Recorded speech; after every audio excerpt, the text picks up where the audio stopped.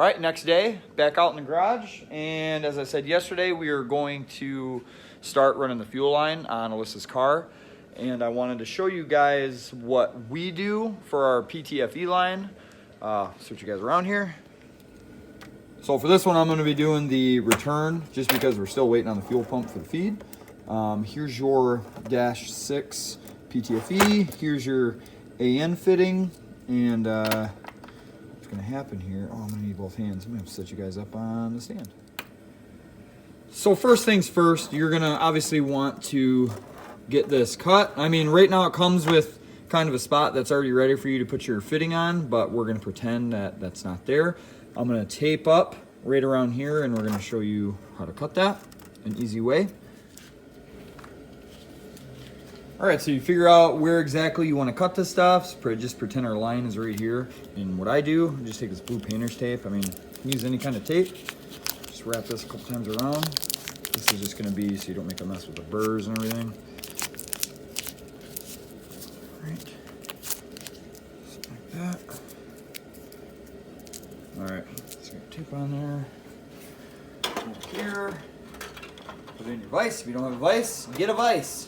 Or figure out what you're going to do for it. A little closer. Don't have to squeeze that too hard. Boom. Good old sawzall. Nice and slow.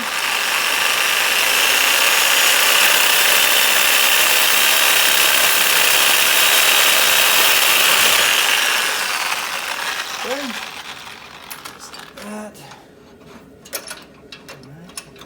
That's off. Gonna get a little, if you have like scissors or something, you can snip these, just all the excess points right here. So I can show you that real quick. Yep, so just these points right here. Just cut those. Just like that. No big deal. Now we're gonna take this to the bench. We're gonna clean this up a little bit, and we'll put that fitting on. You can move the tape at this point.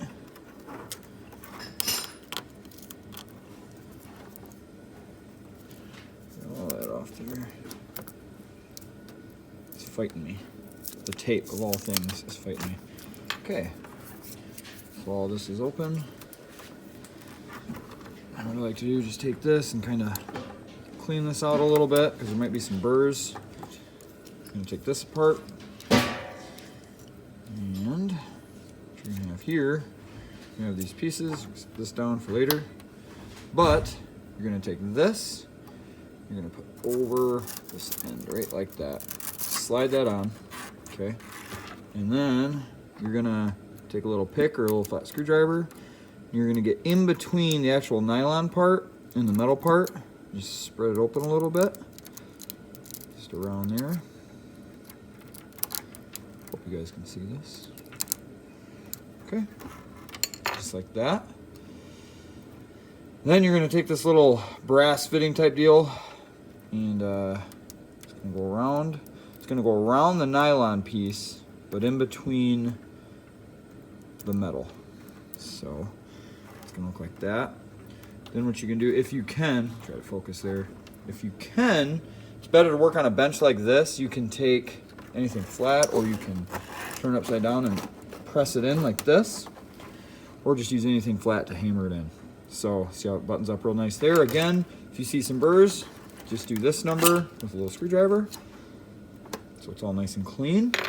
Then bring this back up. Pull it up like that. And this part is gonna go in both of these, that fitting and the nylon line. So just press on that. It's gonna feel pretty hard to do. It's supposed to, it's good. And then that's it. And screw it in. That is literally all there is to it. The hardest part that people have is the part I just showed you and actually cutting it. I think we were using a hacksaw before, like a really fine blade hacksaw. And then this is actually hard for me right now. There we go. Yeah, we were using like a fine blade hacksaw before on the in the vise, but that blade we have seems to work out pretty good when we put the tape on. But that's it. That's all we do. We have not had a failure yet doing it that way.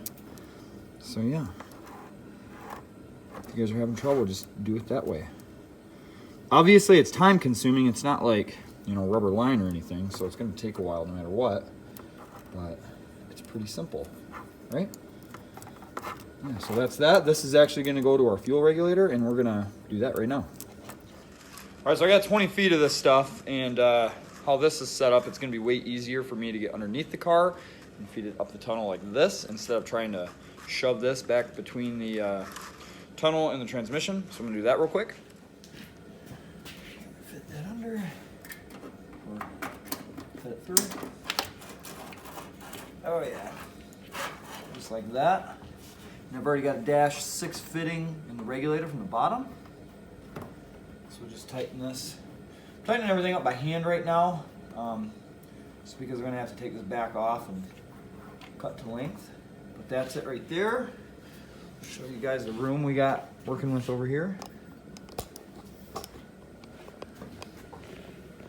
So see, there's plenty of room so we can run our lines. We're going to have the other end of this, the 3/8 feed, or I'm sorry, the dash 8 feed is going to come. I think I got a U fitting, so it's going to come back this way, and I'll be able to tie it down right with the return.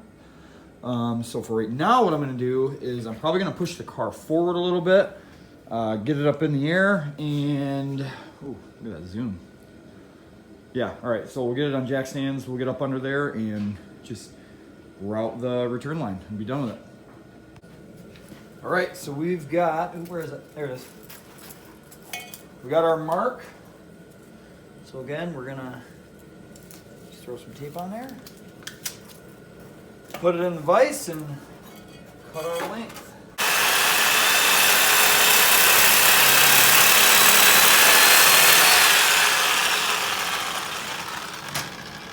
The main thing is just make sure you cut it straight. All right, go to the bench, we'll do that again. Now, I didn't show you last time, but sometimes, depending on your burrs, it might be easier to put this on before you remove the tape. I guess it doesn't matter, but just in case, there's a couple different ways to do it. Okay.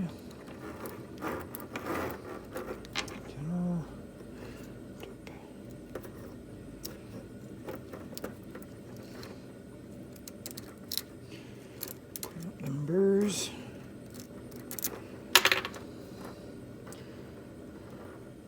Just remember cone shape in that way.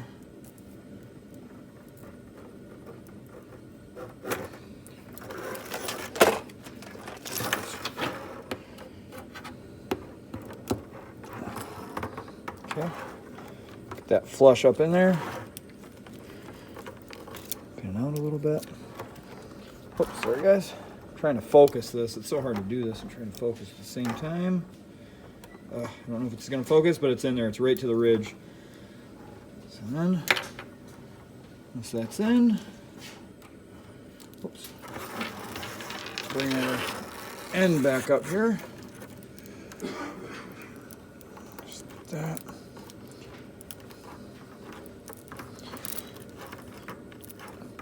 Just like that. Deal. All right, now remember I got to get the port off the sump is a dash 8 and this is a dash 6. So what I'm going to need to do is buy an adapter. So basically a dash 6 here into dash 6 male to a dash 8 female. I still got to order that. So this is just going to hang out by the sump right now, but that's the length we need. So I'm going to go ahead and tighten this up. And we should be good to go. I'm going to tighten that up as well because we got our length, and then we can at least put it on the regulator and run it down the frame of the car. So after we got that fitting put in, we went ahead and ran it to the bottom here, and then on top of that we grabbed the dash 8 and made a little spot for the end here. Now I still have this full line on the bottom, so I am going to need to measure and cut. Whoops, oh hey Austin. Look at him. He's outside working on his tank, which is cool because I think he's almost done. Yeah. Yeah, nice. Awesome. So I was just looking around the garage and I found PQY 100 micron filter. Oh, so freebie. I thought I was gonna have to buy one of those. So what I could do right now, I actually have to go inside, so I'm gonna come back out later. But what I'm gonna do is get the fitting from the sump and make a line to that, because we're gonna do a 100 micron filter before the pump, and then after the pump going to the motor, we're gonna do a 30 micron. That's the setup I run in my car, and yeah, it works out good. We would get the 10 micron if we were doing 210s, which I'm actually gonna have to probably upgrade that in my car, but we're not worried about that right now. So the only thing I need to buy is a 30 micron. But we have 100. This is all, or I just got lines here to fit. I got a whole bunch of AN fittings here, so it's nice. I totally forgot about AN fittings with these, but I really don't need to use these flashy ones because this is gonna be underneath the car. So we'll have plenty. And I'll also be able to use this straight one coming right off of the sump. So we'll have that in, and then again I have it over there, but the -6 and -8 coming off the sump. I'm sorry, -8 coming off the sump, and then a adapter -8 to -6 going to that for the return, and then we'll be done. So yeah. Pretty good, not bad. This is gonna look pretty good, I think, with all this line. Again, we still gotta tighten everything up here, but like I said, we gotta take this off anyways because we gotta cut it again. But the return right here and the feed going to the rail are there to stay. So yeah, it's gonna work out pretty good. There's plenty of space right down here in between the tunnel and the trans. And what's nice is you guys saw underneath, we have that whole frame rail we can run on. We can run the line on. So that's cool. Yeah, fuel system is close to being done. And that's that. We'll be able to put this back on the ground and then focus on everything up here. We still have to put the drive shaft in, which I don't think that's it. It's somewhere around here. That might be it. I don't know. That's the only thing we have to do underneath the car, I believe. So yeah. Cool. So might be it for this video. Not sure yet. We'll just pretend it is because I am going to come back out here tonight, but I'm just going to be doing what I told you. I don't think I'm going to film it under the car because it's kind of a pain in the butt, to be honest. So yeah. All right, one thing at a time. I'm going to go order some parts. Maybe clean up the house a little bit. Do something different. So see you next time.